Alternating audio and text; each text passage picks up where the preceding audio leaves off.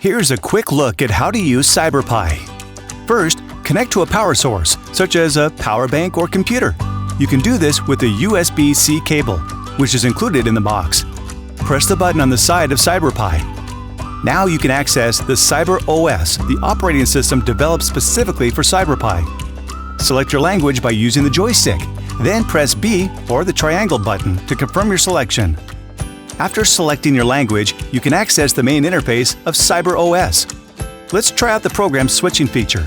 CyberPi can store multiple programs and has 8 preloaded example programs which you can choose. Push the joystick to select Switch Programs. For instance, Example Program can display the volume change of the environment in real time via a histogram. Press the button on the side of CyberPi to select another preloaded program. The example program draws a geometric figure.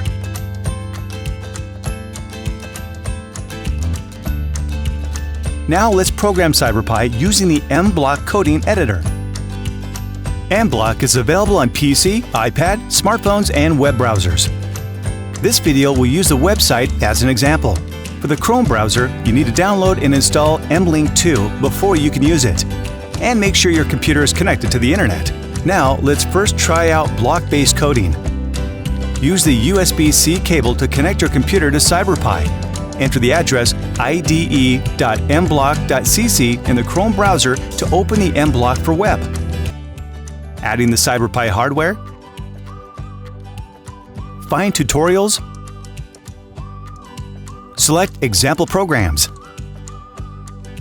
Connect CyberPi. Click the Upload button to store the program in CyberPi.